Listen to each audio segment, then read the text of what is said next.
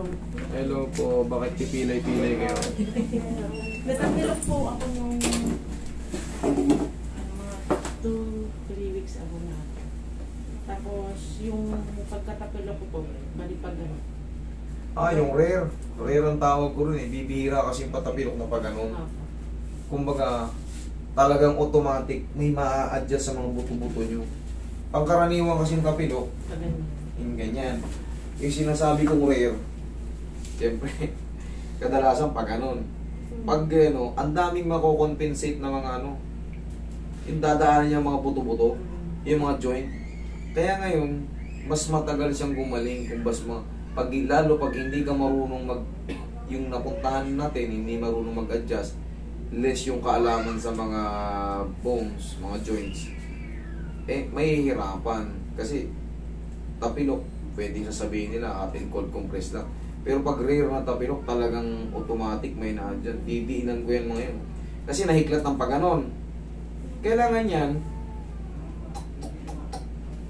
ganun. Pero hindi naman masakit yan. Kaya yan, higa ka dyan. Hindi yan masakit. May pain man yan, pero ano lang, very mild lang, kayang-kaya nyo. Hindi yan. Nga po may mata.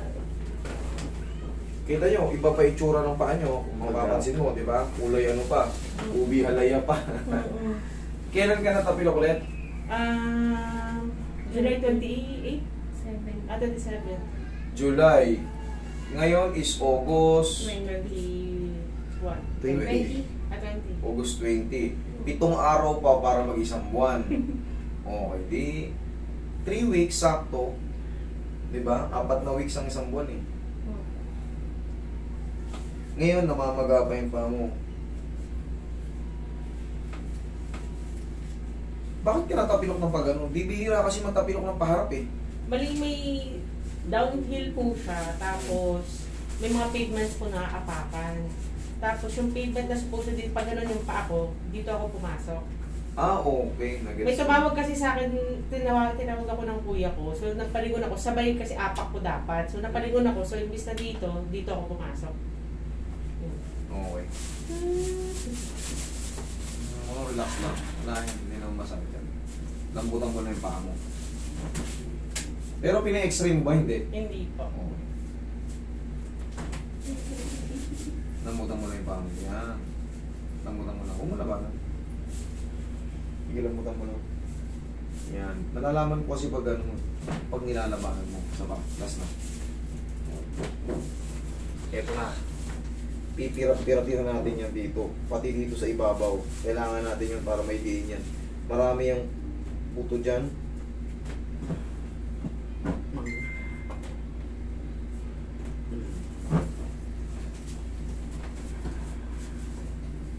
Lambutan mo lang. Sige. Sige, dudulas lang yan. Hindi yan masakit. Sige pa. Dudulas lang yan. Pabaon yan. Okay.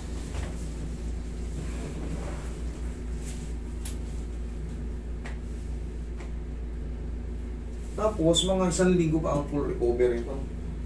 Baka nga 9 days pa. Kasi, ano pa yun? Kita mo naman, no? Oo. Pag wala nang mga 3 to 4 days yan eh. Yung ganyan, yung pasa. May pasa pa eh. Tapos, 1 linggo, yun na yung paghilom talaga ng mga ano.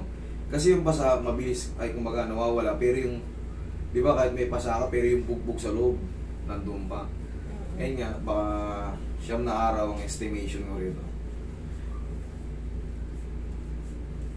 Pero yun, unti-unti na yun na ano. Yung 9 na araw na yun, kung ngayon, gaganong-ganong ka pa, mas feel mo na yung pagginawa. Habang patagal ng patagal, ganun na ano. Hindi siya papilay ng papilay habang patagal ng patagal. Maga pa yun. Tambok pa ng mga... Kaya nagtataka din kayo, bakit namamaga pa siya? Hindi kasi, sabi ko nga sa inyo, hindi ordinary yung tapilok. Ito yung tinatawag kong rare eh. Bibihira yung matapilok ng ganun. Ang dami niyang masisira eh. Hindi kami dadaanan niyo. Dapat yan, calcaneus tsaka isang ano lang eh. Metatarsals lang eh.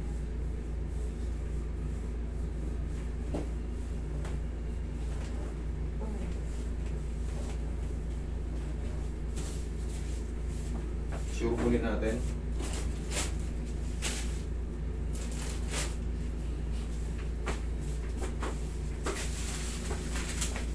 Kung mo lalabanan, mama. Good. Kaya lang mo lang. Yan. Yun. May humabol pa. Sabi ko sa inyo eh. Meron pang ano yan eh. Kailangan lang talaga basyadahan natin ng todo-todo.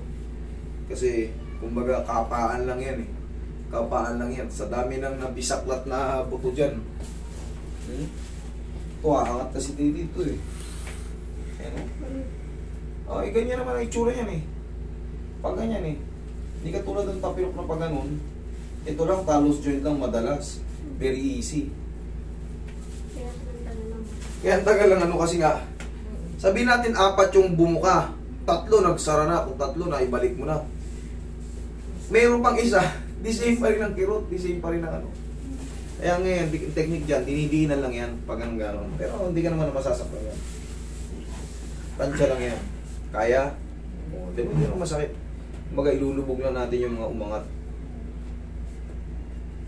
Pero siyempre, nasa nagdidiin din yan. Kailangan balance din. Hindi rin sobrang lakas para hindi naman mag-iiyak yung pasyente. Lambutan mo na. Tsaka natin i-round para malaman natin kung may nakabara pa. Pero kung wala na, try po.